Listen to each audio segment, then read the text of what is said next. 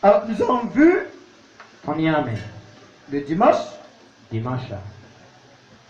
la prière du Jaïbet. Et nous avons vu comment Jaïbet a été exaucé par Dieu. Une prière faite selon Dieu, alors sera exaucé.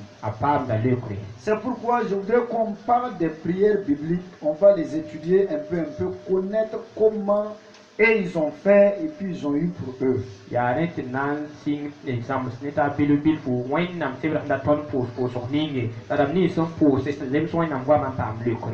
Ces gens ont prié. J'ai vu que Jaïbet a montré sa vie à Dieu. Il a dit que si Dieu n'est pas là, je ne peux rien. Je suis condamné selon les hommes. Et il n'a plus rien dans sa vie. Où personne d'autre ne peut l'aider. Parce qu'il était frappé de malédiction. Mais par sa ferveur, par sa détermination, par ce qu'il s'est humilié, alors Dieu aussi lui est exaucé. Aujourd'hui, nous allons voir la prière d'Élisée. Amen. Nous allons voir qu'il y a un homme de Dieu, un prophète, Élisée, que je peux appeler l'homme de la grâce, par rapport à Élie qui était celui du jugement. Son père spirituel, c'était le prophète du jugement. Et quand vous lisez, il n'y a pas eu de grâce avec lui. Mais quand Élisée est venu, lui, il a manifesté le type de Christ. Il a manifesté la grâce divine. Et nous allons voir dans 2 Rois 6. Vous pouvez lire 2 Rois 6. Et nous allons voir à partir du verset 13. Mais vous pouvez commencer à partir du verset 8 jusqu'à la fin. Nous allons voir que c'est Élisée, après avoir reçu la double puissance, alors du papa Élie, et maintenant a commencé l'œuvre. Quelque chose va se passer dans sa vie. Il va faire des miracles. Il va faire beaucoup de miracles. Et nous allons parler un peu de ce qu'il a fait. Et nous allons voir qu'il a guéri Naaman. Mais regardez, je lis le verset 6 13 d'abord. Et le roi dit, allez, voyez où il est, et je le ferai prendre. On va lui dire, voici il est à Dothan. Il envoya des chevaux, des chars et une troupe qui arrivèrent de nuit et enveloppaient la ville. Amen. Regardez Élisée, l'homme qui a guéri Naaman d'une maladie, de la lèpre, un homme que le roi de Syrie aimait. Et ton général a été guéri. Normalement, il y aurait de la reconnaissance et une amitié pour toujours. Oui ou non? Mais quand nous prenons la parole de Dieu, et vous regardez dans Jérémie 13, 23, vous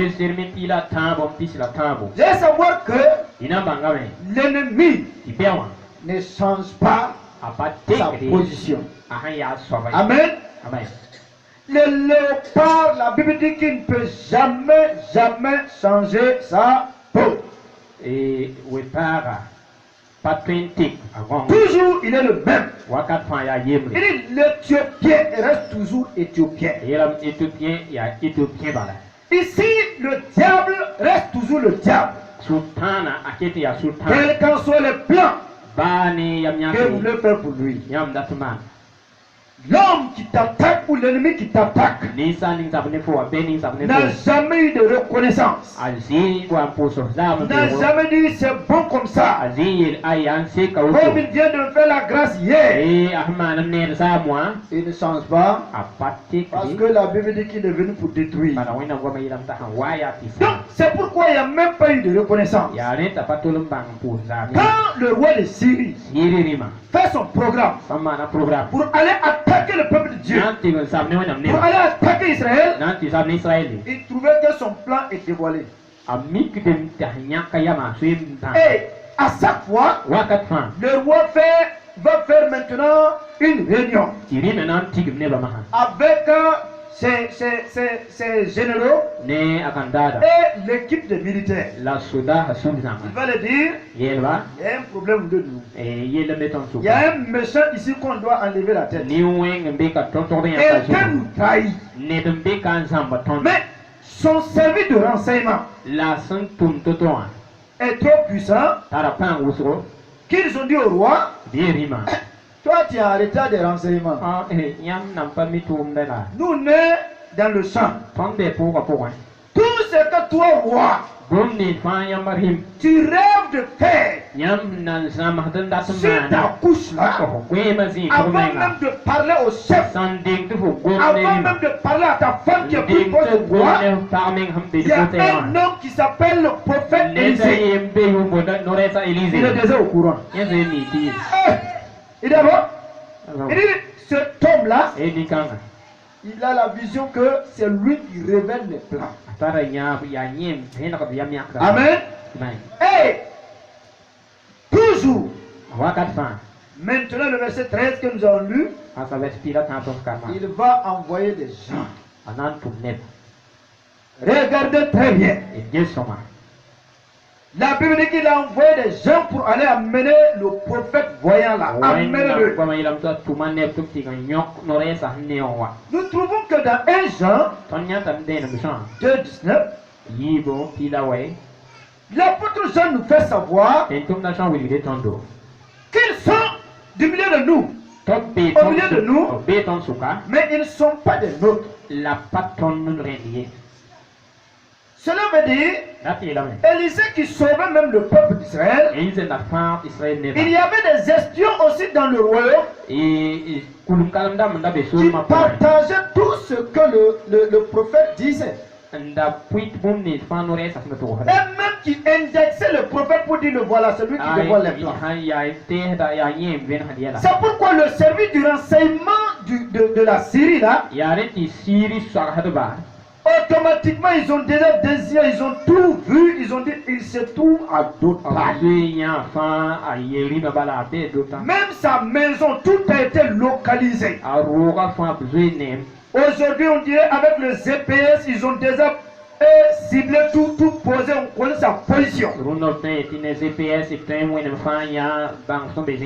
Écoutez vos frères, ça c'est bien que notre ennemi le diable nous connaît, et lui aussi, tous ces projets là, c'est pour faire du mal et non du bien. Amen. Mais quel qu'en soit, nous voyons que, comme je le disais, Jésus, pour arrêter Jésus, les gens ne connaissaient pas Jésus, mais où se trouve l'ennemi? Il y avait un espion. Judas était au milieu d'eux.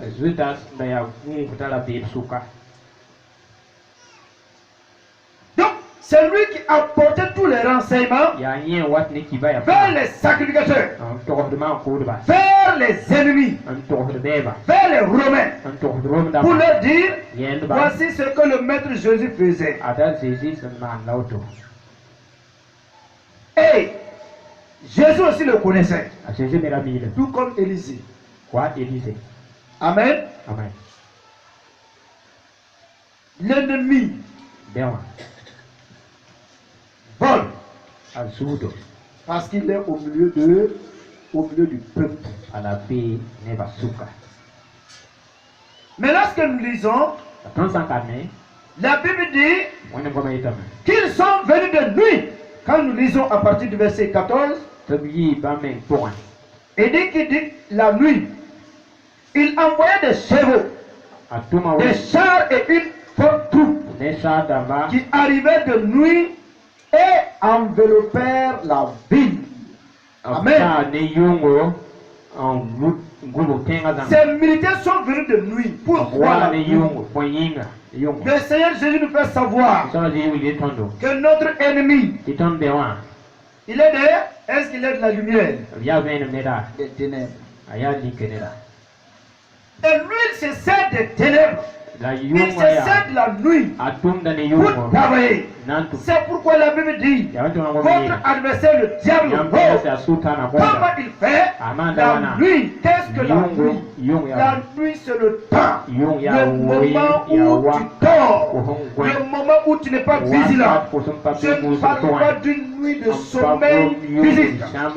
Je parle des moments où tu te dis, tout est bon et tu n'as plus besoin de payer. Tu n'as plus besoin de payer.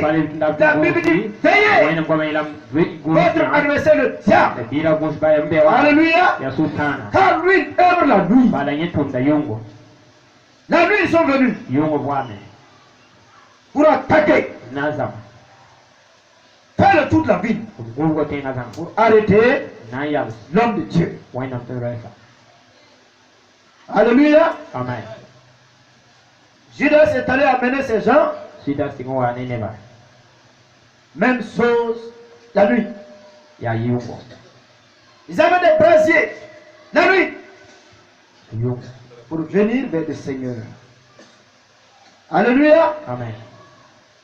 C'est pourquoi nous devons nous réveiller. À tout moment, tu dois être en alerte maximum. Amen. Amen. Par la prière, par l'intercession, afin que l'ennemi ne puisse pas avoir accès dans ta vie.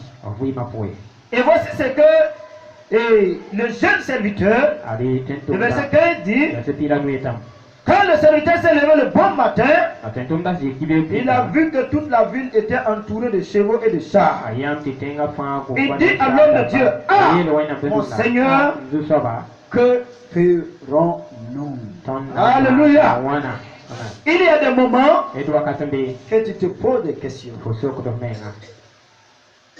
Ce serviteur qui a, pendant le jour, quand le matin, il est sorti de la ville, ou bien il est sorti de la maison, il voit que tout autour de la ville, tout est scellé. Il n'y a pas un seul point d'échappatoire. Ils ont fait le tour. Amen. C'est ce ils ont fait. Quand Judas est allé amener les ennemis vers le Seigneur Jésus, qu'est-ce qui s'est passé? Le serviteur a eu peur. Il dit, que ferons-nous? Je voudrais te faire savoir ce que tu dois faire dépend pas de toi. C'est Dieu qui sait ce qu'il va faire. Amen. Et la Bible dit exactement le verset 17. Alors disons le verset 17, le verset 16 même d'abord. Il lui dit, ne crains point. Ne crains point. Pourquoi? Il dit, car ceux qui sont avec nous sont en plus grand nombre que ceux qui sont avec eux. Amen. Regardez la sagesse de Dieu. Le prophète était stable parce qu'il avait la vision. Il était stable parce qu'il avait la révélation. Il était stable parce qu'il savait, il connaissait en qui il a cru. Et nous devons connaître en qui nous avons cru. C'est la même chose que le Seigneur parle. Il dit à ses disciples, n'ayez pas peur, ne craignez pas, je suis avec vous tous les jours. Et lui aussi dit à son serviteur, ne crains point. Alléluia. Amen. Sois sans crainte. Sois sans crainte. Alléluia. Amen. Regardez quand cela s'est passé dans Jean 18. Cela s'est passé effectivement lors de l'arrestation de notre Seigneur Jésus. Et automatiquement, il y avait un homme là-bas. Comme le serviteur d'Élisée, lui aussi, il a eu peur. Il s'agit de Pierre. Le verset 10 dit, Simon Pierre qui avait une épée, l'a tiré et frappa le serviteur du souverain sacrificateur et lui coupa l'oreille droite. Le serviteur s'appelait Malchus. Jésus dit à Pierre, remets ton épée dans le fourreau. Écoutez bien, Pierre aussi a eu peur. Parce que il croyait que le combat serait naturellement, physiquement. Nous avons des défaites si nous croyons que nous devons lutter sur le plan physique. Amen. Nous ne pourrons pas gagner la guerre spirituelle si nous voulons utiliser des moyens physiques. Le serviteur a regardé, il s'est dit, voici tous ces militaires qui sont là, avec des chars, nous n'avons rien, peut-être un bâton et une épée à la maison, des comptes de milliers. Que ferons-nous? Il faut un miracle. Alléluia. C'est là que Élisée va prier. Amen. Dans ta vie, si tu rencontres des situations comme ça, quelles que soient les difficultés qui t'oppressent, quel que soit le nombre d'ennemis qui t'entourent, ne crains rien. Prie. Amen. Il faut prier. Pourquoi? Il dit aux serviteurs, ceux qui sont avec nous sont plus nombreux que ceux qui sont avec le diable, avec l'ennemi. Et pour comprendre cela, allons voir dans Matthieu 26. Matthieu 26. Le roi de gloire, Jésus-Christ, le jour que Pierre a eu à enlever son épée pour tailler, pour enlever l'oreille de cet homme, Jésus aussi a parlé. Matthieu 26, 53. Voici ce qu'il dit.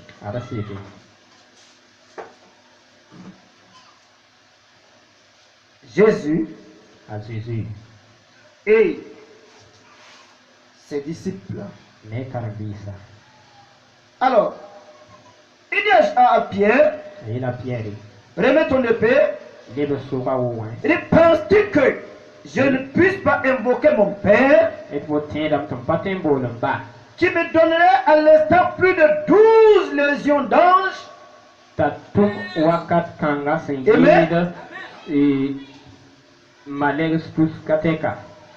Est-ce que vous comprenez le mot?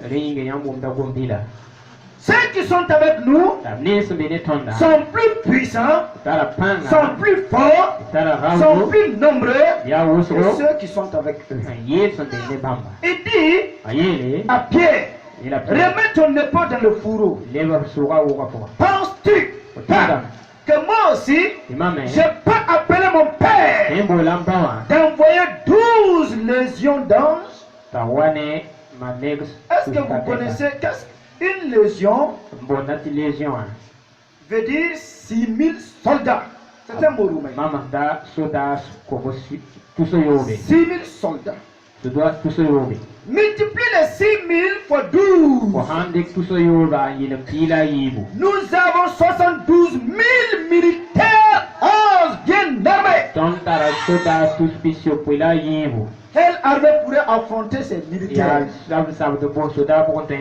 qui n'ont jamais appris la guerre dans une école militaire, qui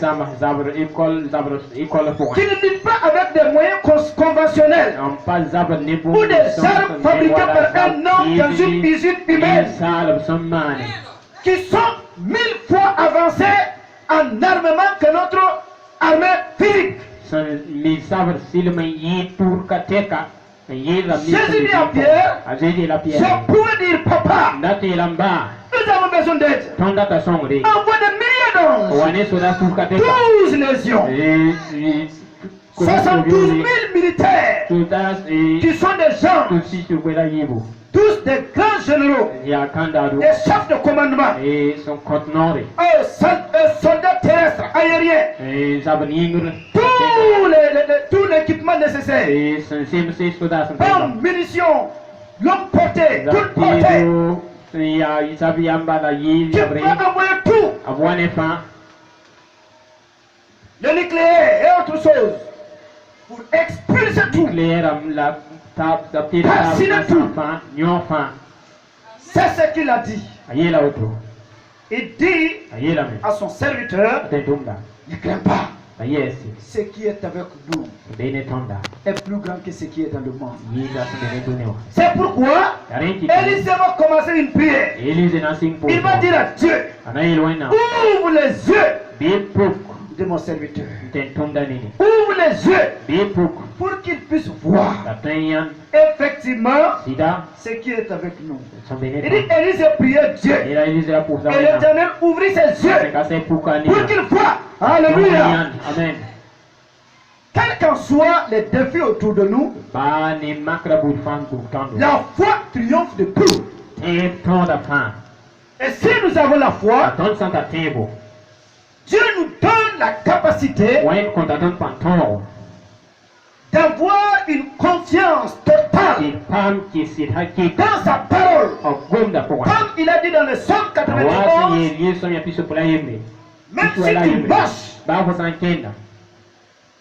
et qu'il y a des flèches qui passent à gauche comme à droite, tu ne seras pas atteint.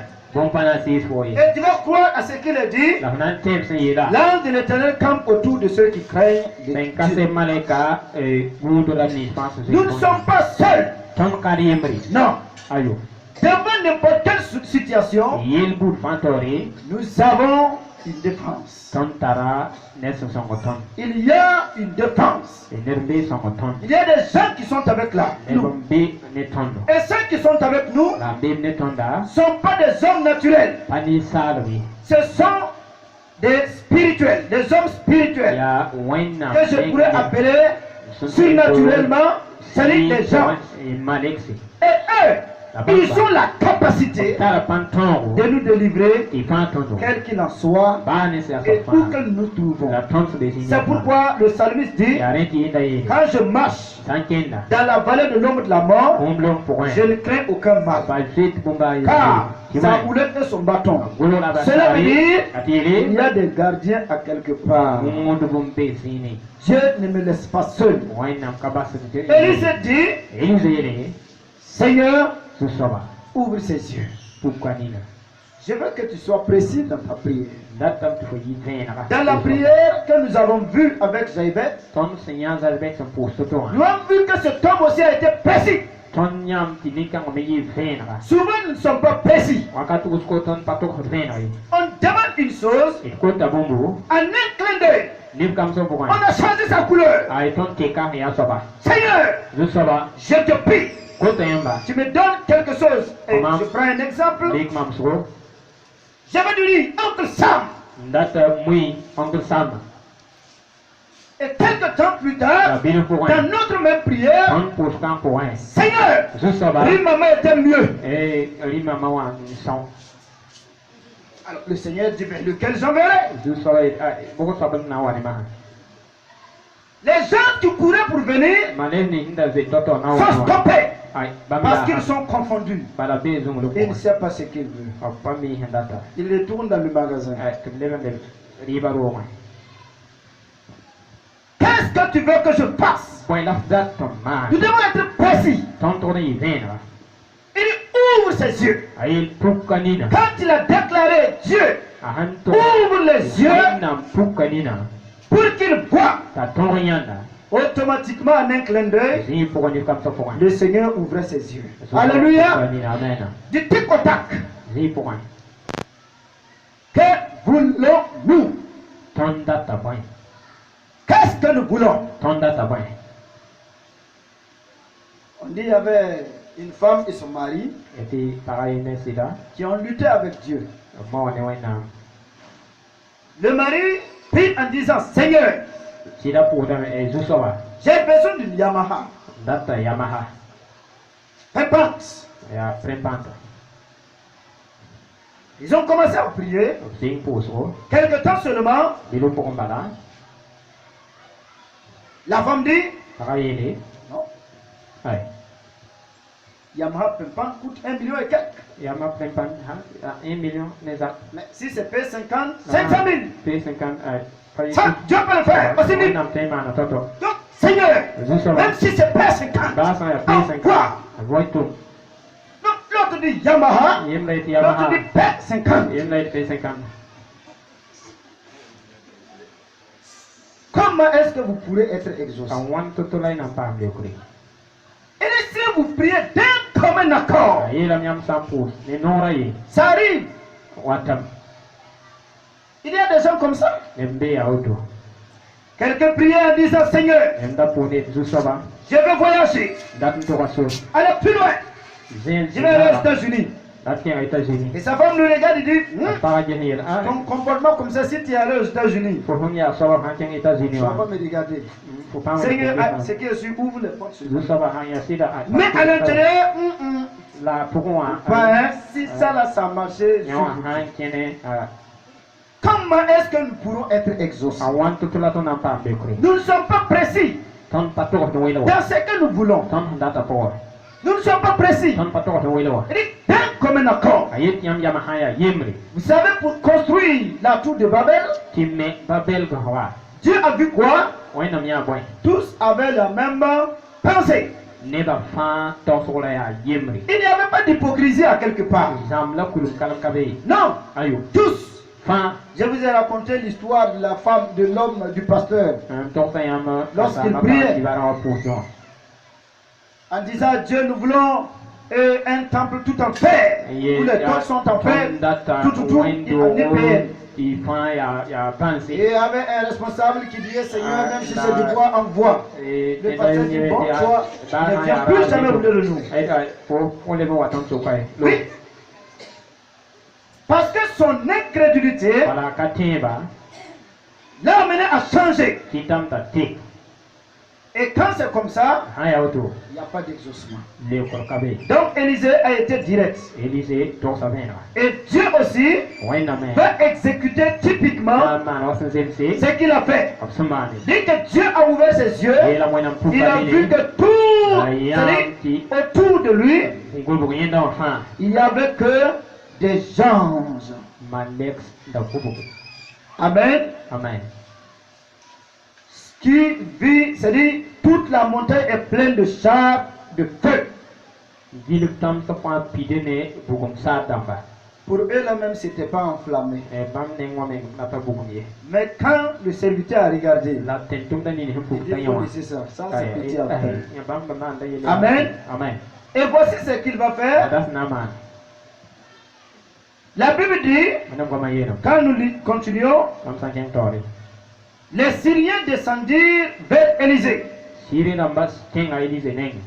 adressa alors cette prière à l'Éternel. Et il adressa alors cette prière à l'Éternel. Qui frappait d'aveuglement cette nation, et l'Éternel les frappa d'aveuglement. Ah, quelle merveille! J'aurais aimé faire cette prière. Des petites attaques. Quand les Syriens sont venus, ils ont fait avancer leur armée pour se saisir d'Élisée. Et Élisée regarde ces gens et dit, Seigneur, frappe-les d'aveuglement. Automatiquement, tous sont devenus aveugles. Regardez quand Paul était allé pour prêcher l'évangile à Sergius Paulus, le proconsul. Il se trouvait qu'il y avait un magicien qui aussi s'opposait à Paul par des miracles. Par des miracles. Il fait des miracles.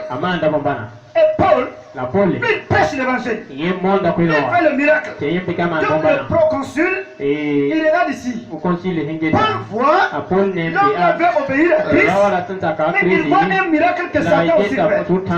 Qu'est-ce que Paul dit? À partir de maintenant, fils du diable, toi qui n'arrêtes pas de perturber les voies droites du Seigneur, quand tu deviens aveugle, donc d'un coup, aveugle, il cherchait quelqu'un pour le guider. Alléluia. Amen. Amen. Quelle grâce. Une prière précise. Une prière qui, il n'y a pas de doute. Ce qu'il veut, ce qu'il a présenté. Et Dieu aussi va répondre. Et nous voyons que Paul aussi a fait typiquement la même chose. Il n'a pas cherché David. Il n'a pas dit je vais aller intercéder d'abord. Il a prié instantanément sur le même champ. Rends-le aveugle. Alors ici cela veut dire quoi? Amen. Dieu a rendu aveugle à notre adversaire. Amen. Généralement, tu voudrais autrement. Tu voudrais que le feu le consume automatiquement. Nous verrons cela.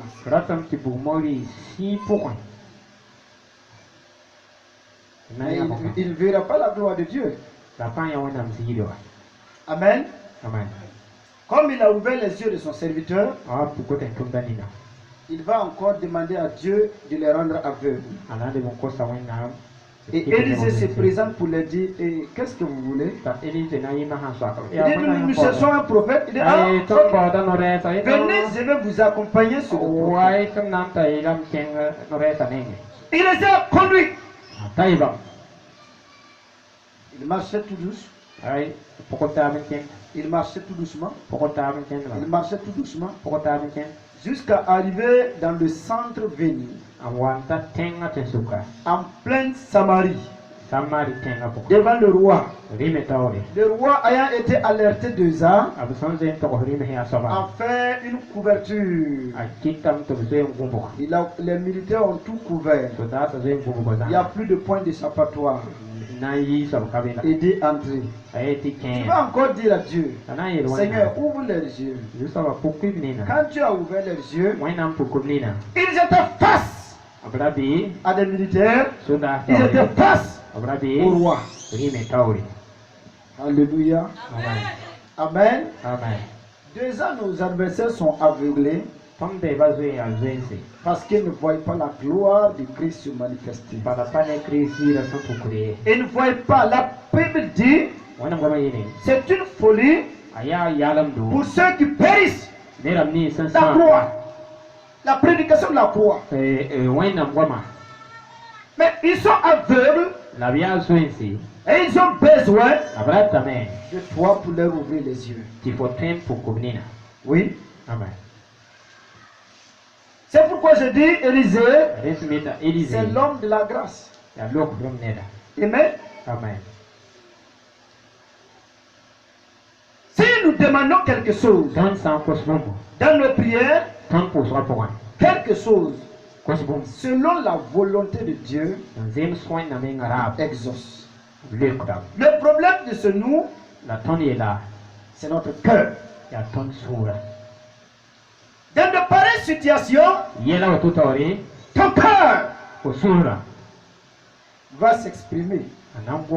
Et tu voudrais que Dieu fasse typiquement selon ton cœur. Je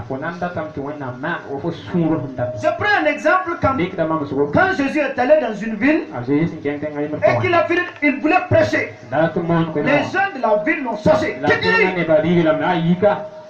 Automatiquement, Jean dit,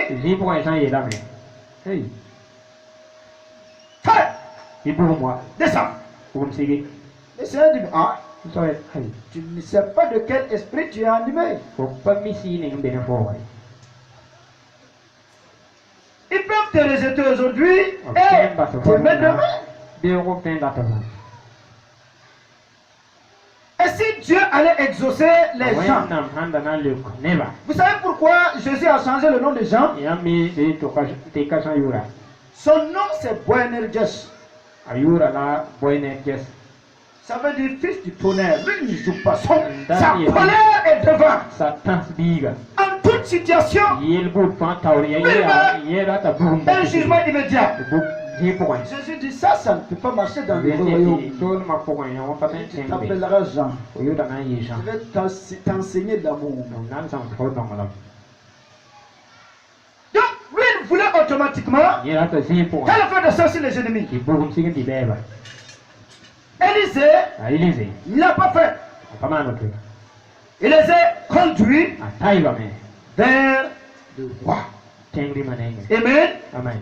Et si nous demandons une chose, selon sa volonté, Jacques nous dit, nous ne les savons pas parce que nous ne savons pas demander. Nous demandons dans le but de satisfaire notre égoïsme. Ce qui va me donner, ce qui va m'exalter. Ce qui va m'influencer. Ce qui va m'honorer. C'est pourquoi quand nous demandons ainsi, nous ne le savons pas.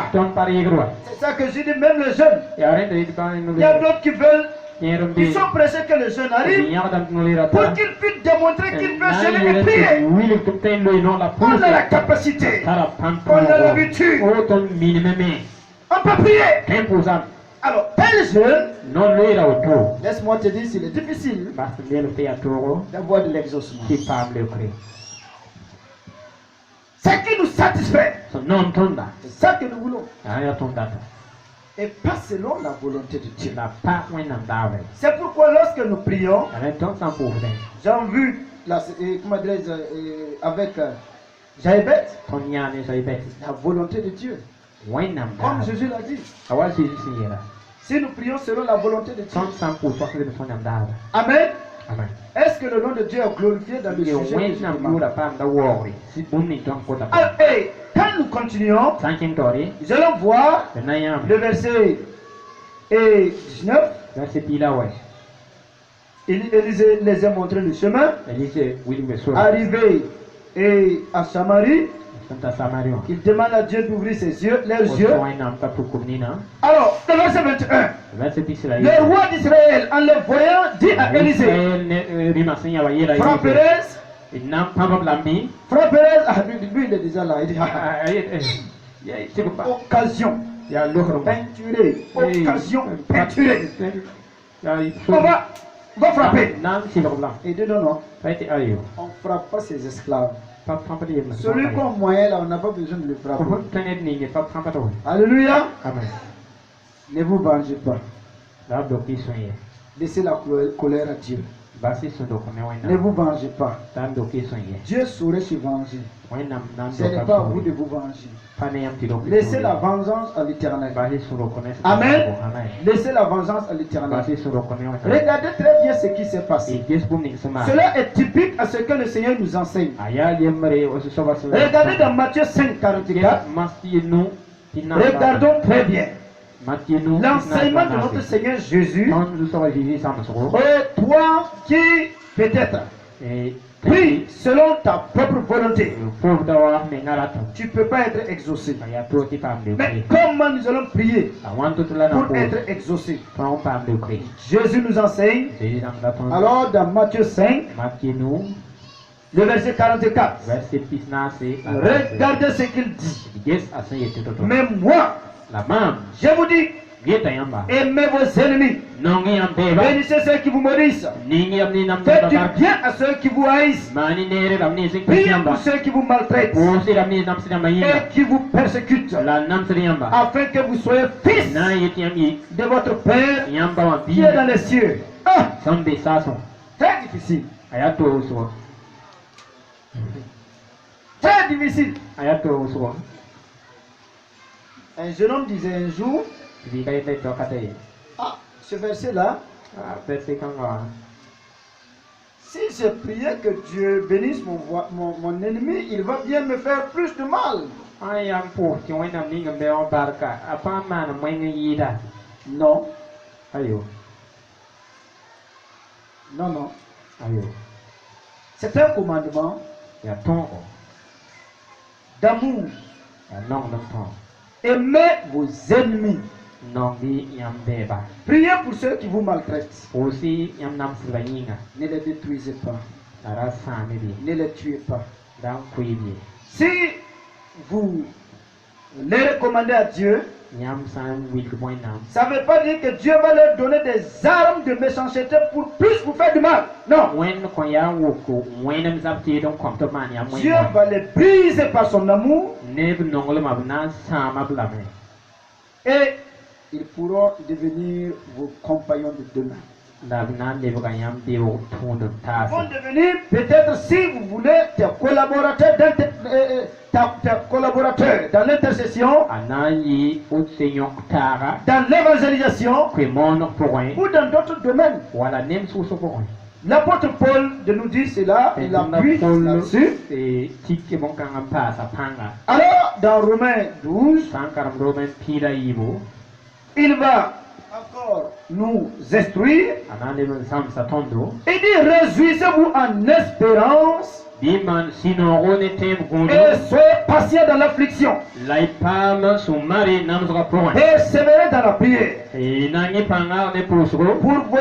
Pour voir aux besoins des saints. Exercez l'hospitalité. Bénissez ceux qui vous persécutent. Bénissez et ne maudissez pas. Réjouissez-vous avec ceux qui se réjouissent. Alors regardez ici. Il dit bénissez ceux qui vous persécutent. Bénissez et ne maudissez pas. Le roi avait peut-être raison.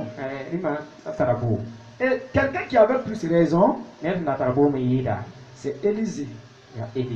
Si vous le voyez bien, au moment que le roi de Syrie a envoyé la lettre pour que le roi intervienne pour que son serviteur soit guéri, le roi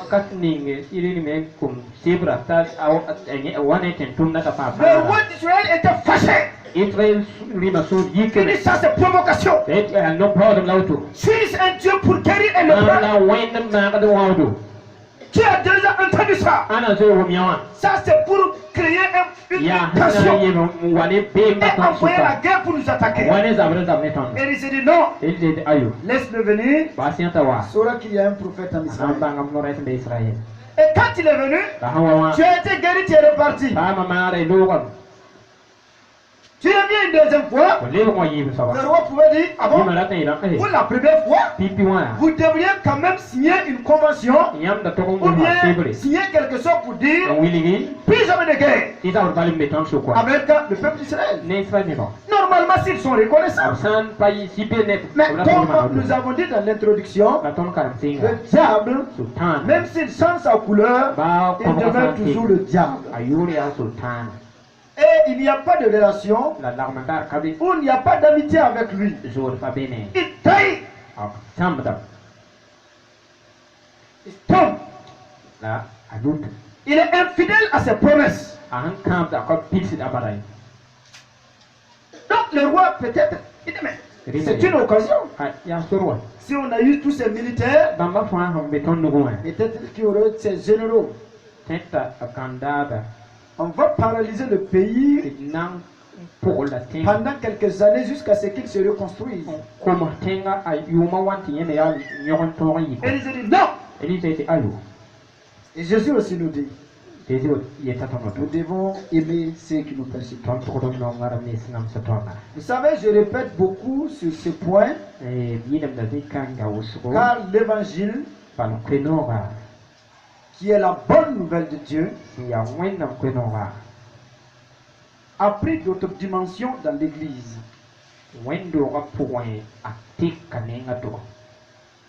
Et l'adversité, le plan du diable est de dévier les hommes de la parole. Cela fait que aujourd'hui, On nous a fait voir un prochain comme un ennemi.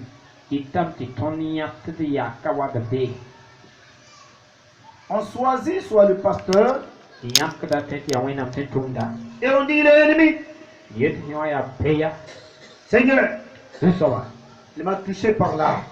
Tu ne dois pas laisser.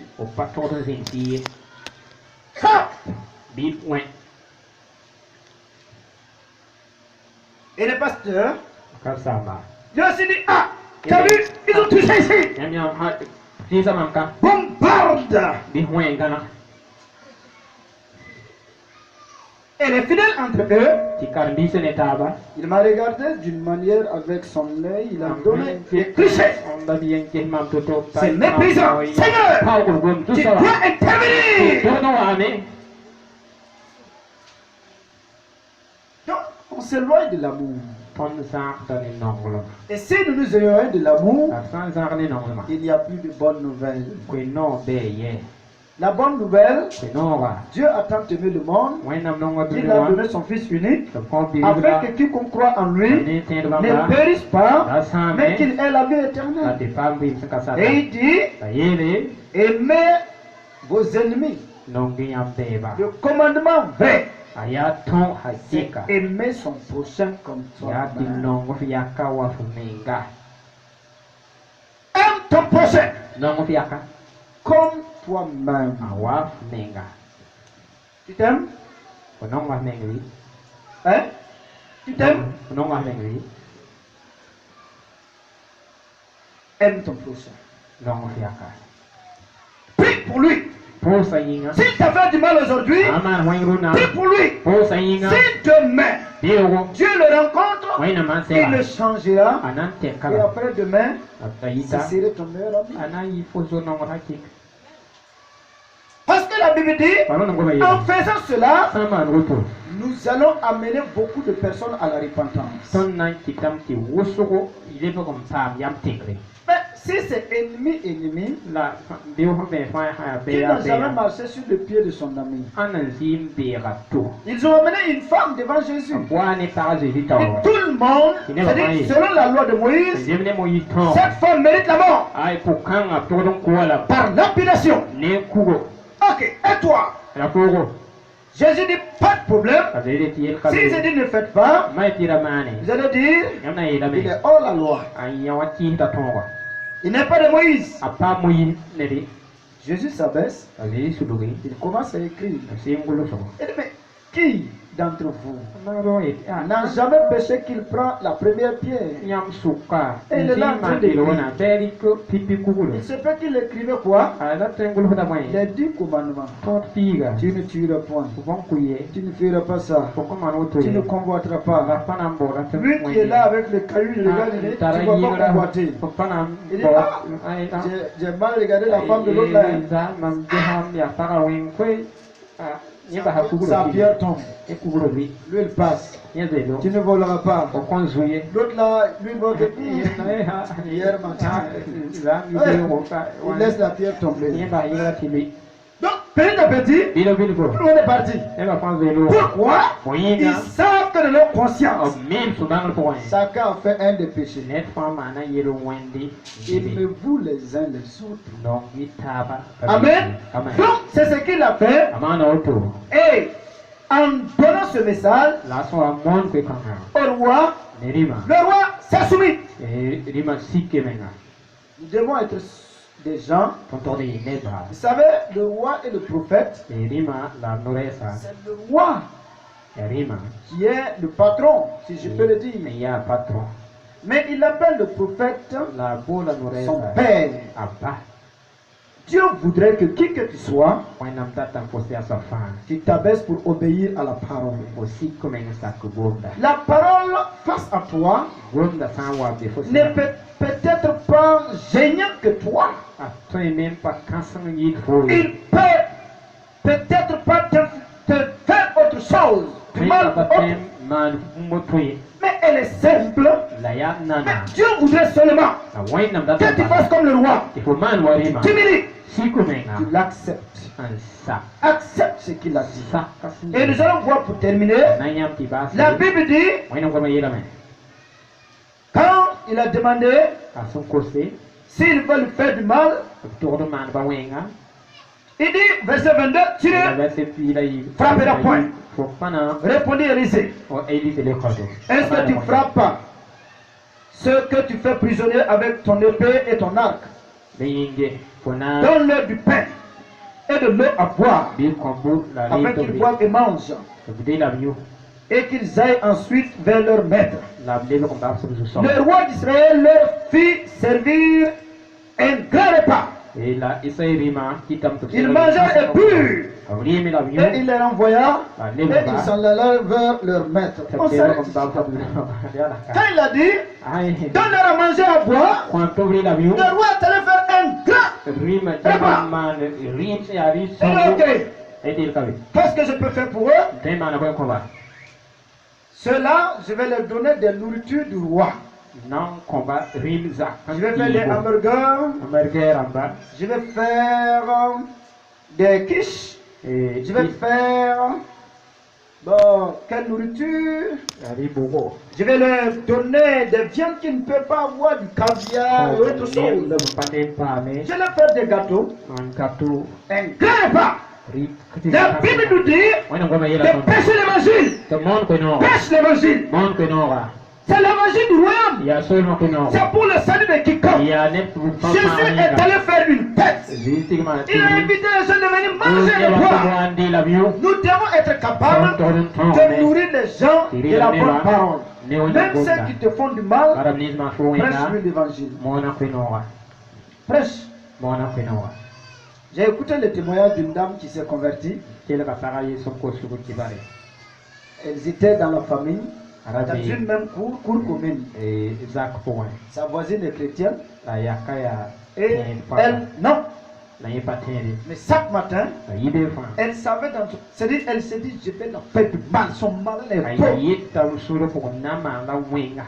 Souvent, elle peut chercher à frapper l'enfant. La femme, et la femme arrive, dit à l'enfant, elle ne va jamais me dire pourquoi. Je veux qu'elle me dise, et puis on va se rencontrer. Mais jamais pas un jour.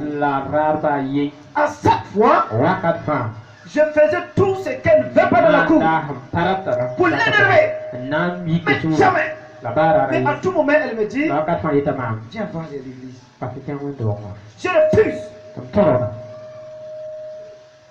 Jusqu'à un jour, elle était assise. Elle se dit, ça là même c'est quelqu'un. Moi je veux qu'on se parle. Je veux la mettre à sa place. Je cherche.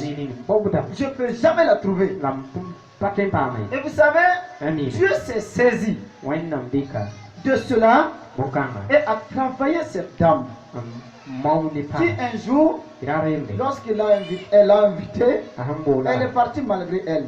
Et Dieu s'est saisi d'elle. Et elle a été convertie. Et elle a demandé pardon à sa voisine. Vous savez, cela dépend de toi.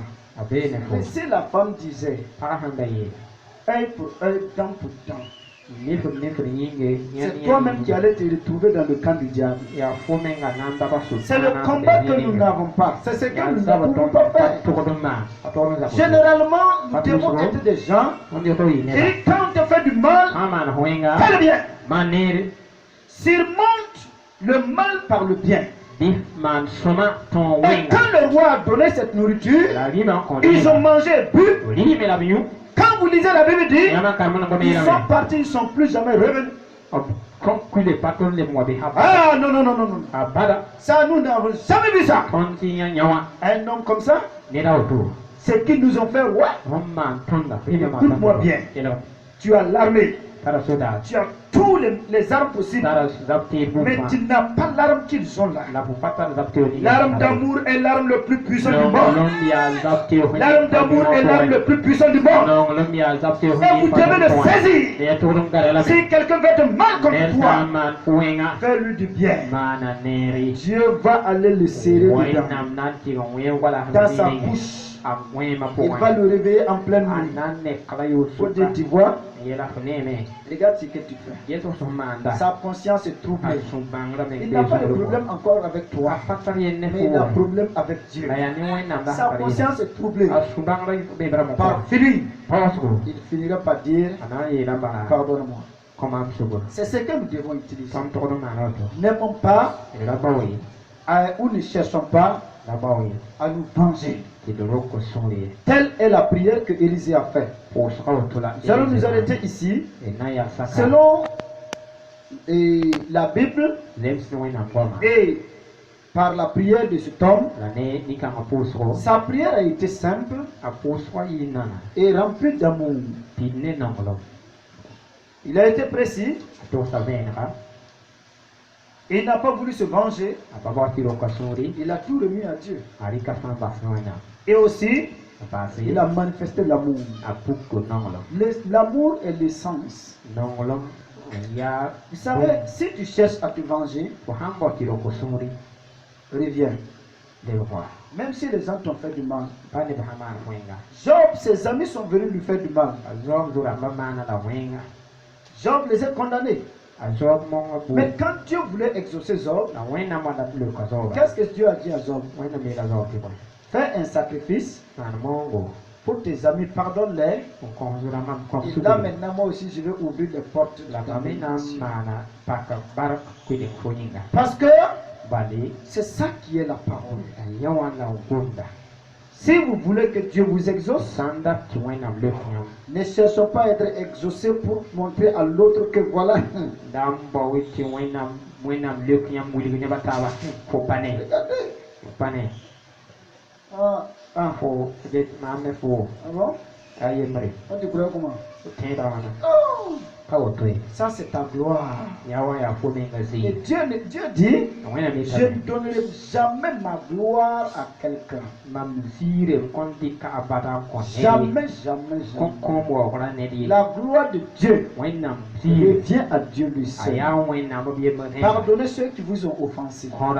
Soyez comme cet homme. Il avait la capacité, mais il a rendu le bien. Il les a donné la vie. Le pardon, c'est donner la vie. Oui. Si quelqu'un te fait du mal, il mérite la mort immédiate. Tu dois mourir. C'est normal. Tu dois le condamner. Mais Christ vient te dire, si tu m'aimes, il faut faire comme j'ai fait. Aime. Non. Quelqu'un t'a fait du mal, il mérite la mort. Dieu dit, donne-lui la vie. Accorde-lui la vie. Ça dépend de toi. Il dit, accorde-lui la vie. Tu dis, ok, mon frère, je devais te tuer tout de suite. C'est normal. Mais je te donne la vie. Lève-toi. Tu es devenu fils de Dieu. C'est ça que la Bible dit. Nous allons nous arrêter ici. Et que Dieu puisse nous aider à être précis dans nos